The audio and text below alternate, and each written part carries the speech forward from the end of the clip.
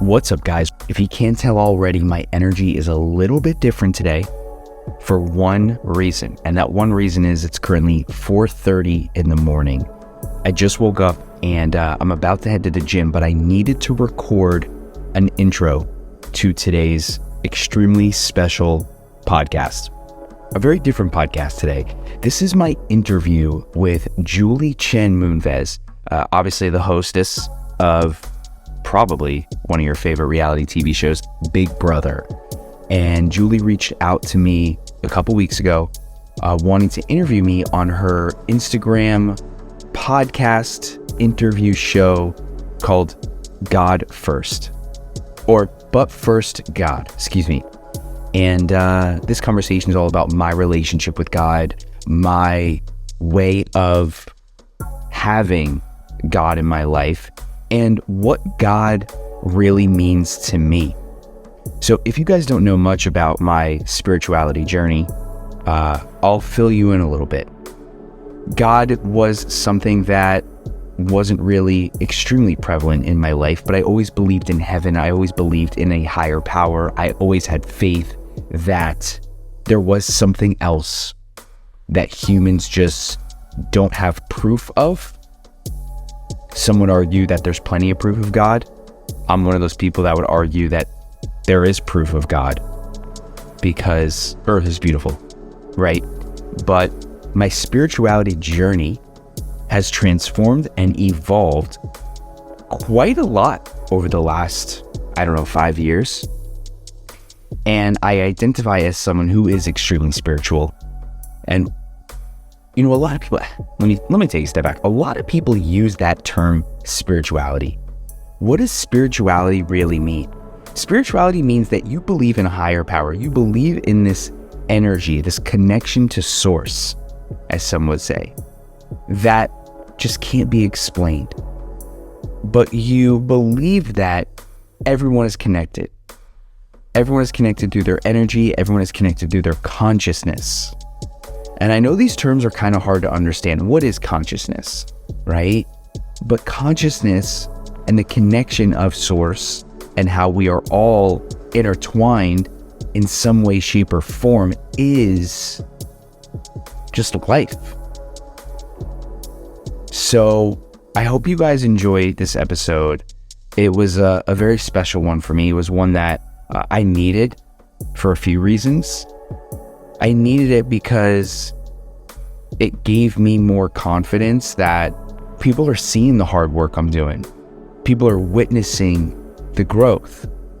And Julie Chen is just another person on that long list of people. So thank you guys so much for tuning into the podcast.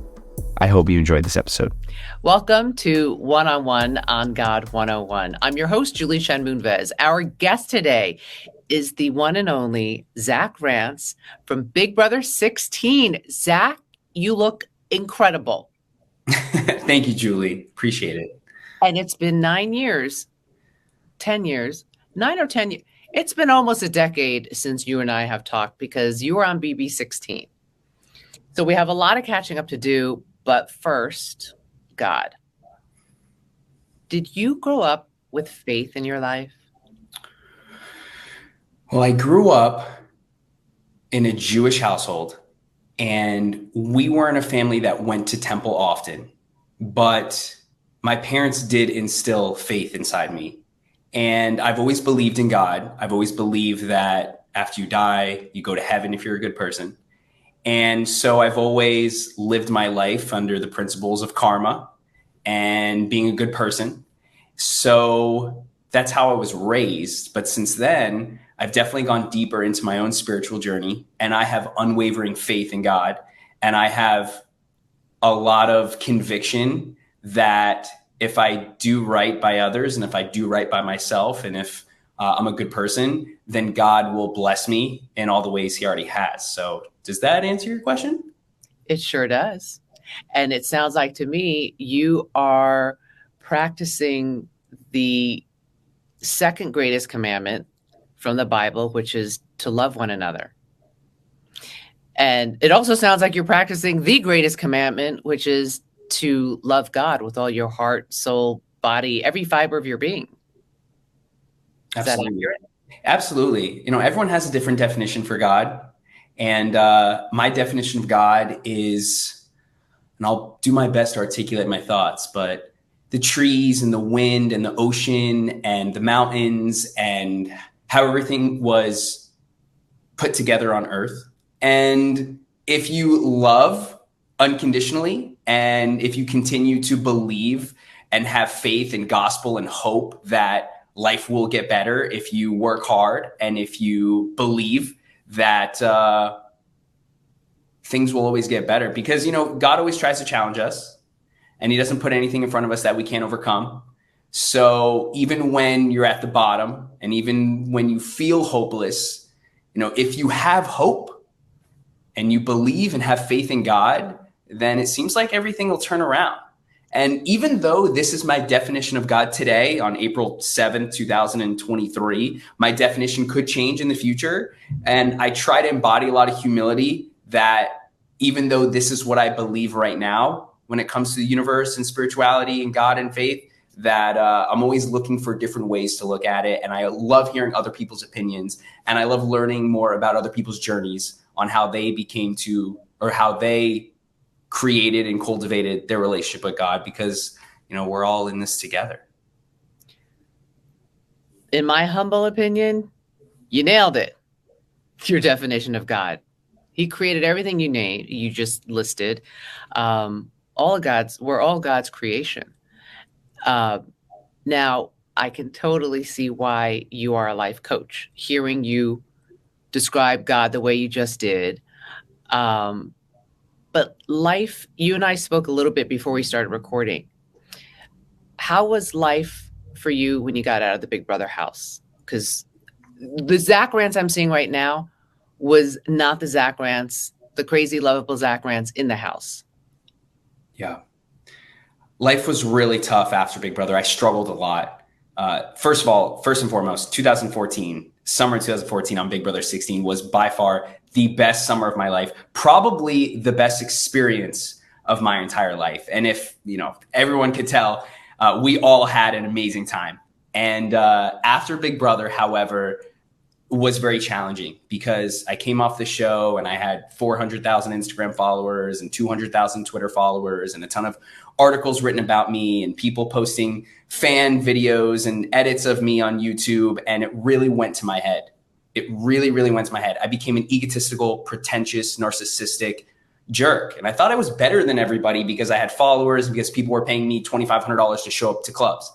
And it definitely challenged my mental health. My mental health was severely compromised in a negative way. And I turned to drugs and alcohol. And because I was very young, I was 23 at the time. And I got caught up in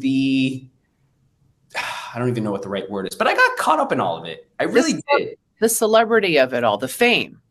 Exactly. Yeah. My 15 minutes of fame. And I thought that it was going to last forever. And that's where I really screwed up. I wish I had a mentor. I wish I had someone who was going to tell me, hey, Zach, the sooner you go back to normal life, the better, because you can't make a career out of being top 3 fan favorite on Big Brother 16. You cannot wear a pink hat and a gator shirt for the rest of your life.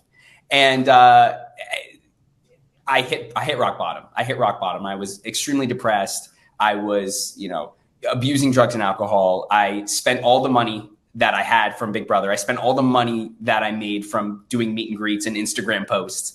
And it was at that moment I was ready to put one foot in front of the other. And it started just like waking up early and reading 5 pages of a book and meditating and praying and eating healthier and waking up earlier. And that all kind of compounded. And I started making more money. And I got into a career in real estate back in 2016. And I started investing my money in real estate, started investing my money on stocks. I started learning more about personal growth and self-development. I started seeking more mentorship. I started to invest more in my own personal growth. And it all kind of just snowballed from there. And I'm still in the very beginning of my journey. I don't want to come on here and have people think that I know everything, because I do not. Humility is something that I really pride myself on. And I'm still learning life and I'm still figuring it out. But I feel like I'm a pretty good mentor for other people that are trying to get sober, that are trying to get out of debt, that are trying to reduce their anxiety medications, and just need a little extra accountability. You mentioned you did a lot of praying and meditating. What did your prayer life look like back then when you decided, I'm going to come out of the darkness? Yeah. And what does it look like today? Right. So I feel like a lot of people pray for what they need in their life and what they want in their life, but it's better to pray and give thanks to what they already have. And I started to just really feel gratitude, because saying thank you and saying you're grateful is not the same as feeling grateful and feeling thankful. So I started to really learn more about emotional intelligence, and I started really learning more about how I can consciously change my emotions. And I was like, gratitude. Like, even though I have no money in the bank, I'm 25, 26, living with my parents. I have $40,000 of student loan debt. I don't have a career, right? I'm abusing drugs and alcohol. I have my legs, and I have opportunities, and I have the internet where I can learn things about money. I can learn things about happiness. I can learn things about personal growth and self-development. So I started to just appreciate the things I already had, and what you appreciate appreciates. So that is how I started praying after Big Brother. Today, a lot of my attention and time goes more towards a meditation practice, which I don't do necessarily for spirituality reasons. I do more meditation for high performance reasons, for brain and cognition reasons, and focus, and to be more present during the day, and to maintain my temper and things like that. But I believe in God wholeheartedly, and I see him every single day when I'm going on my 5-mile run this morning at the beach, and the wind is just headwinds right into my face. That's God saying, yo, you got to go harder. You got to run harder. So I open my ears and I open my eyes, and I always look for God. I'll be completely honest. I have not prayed lately. I really haven't, but it takes something small like this. Like, this is very impulsive. You reached out very impulsively this week, and our schedules aligned this weekend. So I think this was a little bit of the inspiration I needed to double down on my prayer and get back to serving God in the way I was meant to do. I love it. Although, I could be wrong, but I do feel like when you use the word meditation, and when I think people say they're meditating, in my opinion, that is a form of being still and being one with God, because he created you. He created all of us. And when you have that meditation, if you're talking to yourself, or you're hearing a voice, you're not talking to yourself. You're actually talking to him. That's what I think. So, but if you want to get more, deep into like what society says prayer is, go for it, Zach Rance. Will do. Was there some pivotal person in your life? Was it your mom or your dad or a best friend who said, like, Zach, like, this is when you were abusing drugs and alcohol and, conceded, like you were saying? Did someone shake you and say, like, this is not the person God created you to be? Like, what kickstarted you saying, I can't live like this? Or was it just like your inner being, which is your inner God talking to you? Yeah, it was a near death experience when I was wasted being an idiot. That really kind of just like woke me up the next morning when I remembered what happened. I was like, oh my God, I'm making terrible decisions. But it was one thing that kind of opened my eyes, and it was the mirror. And Zach, you have no money in your bank account. Zach, you have no purpose. You're waking up every day and you're just smoking marijuana, and you're listening to terrible music that talks about violence, and you're just so it was really just the mirror. It was like, dude, you need to get $1,000 in your bank account before you do anything else. And that was kind of like what started it. But it was a book that really changed my life. It was a book called A New Earth by Eckhart Tolle. And it's all about consciousness, and it's all about disidentifying from our thoughts and being more aware of our thoughts, because when we're aware of our thoughts, we can change our thoughts. And that, when I became more conscious of my breath, more conscious of the blood flowing in my veins, more conscious of what I give my time, energy, and attention to, that's when I started to really like make more money and be more successful in business and get in better shape. I've ran 3 full Ironman triathlons in the last 3 years. So, I've proven to myself and to other people that I can operate at peak performance in many areas of my life. So it was a book. I seek a lot of mentorship from podcasts. I seek a lot of mentorship from books, just because I don't physically know the person or have a relationship with them doesn't mean they can't mentor me through a lot of the resources that are free on the internet. I totally agree. And I love hearing you saying, like, you woke up about the kind of music you're listening to, or like what you're exposing your eyes and your ears to. It's like junk in, junk out. And now that you're listening to podcasts or reading books that are about, self-help, which I think we say self-help, but I think it all comes from the divine. I love it. All right. We have like a minute and a half left. What are you doing now? Update the world. What am I doing now? Well, I'm thriving. I'm absolutely thriving in life. You're a coach. Well, yeah. So I'm a life coach. Well, when I get asked that question, like, what do you do? We automatically go to our career. We automatically go to our work, but that isn't what defines me, right? What do I do? I live every day as happy as I can be. I live every day to challenge myself. What do I do? I challenge myself. What do I do? I exercise. What do I do? I meditate. So, it's not just about work, but I am a certified life coach. It was back in COVID when I was watching so much news and my mental health was severely impacted in a negative way. And I went on Instagram and I said, hey guys, if your mental health is suffering, schedule a free call. Let's talk about anxiety. Let's talk about depression. And I had about 50 calls in the first 3 days, and I was helping other people. And the best way to learn is to teach. And I'm helping other people with their anxiety, and I'm helping other people with their depression. I'm helping other people stay accountable to daily exercise. And I was like, how can I, leverage this? Turned it into a business. And then when I got my first client, my first client paid me $1,500 for 12 sessions. When I got my first client, I realized the power of it, because I now have an obligation to be the best version of myself. So yes, it's a great career. However, I get more value from being a coach because I am now accountable to myself and to other people to step into the greatest version of myself each and every single day. Zach Rance, keep shining the light within you in every step of your journey. I look forward to hearing how you're doing X amount of time from now, because this is not goodbye. It's goodbye for now.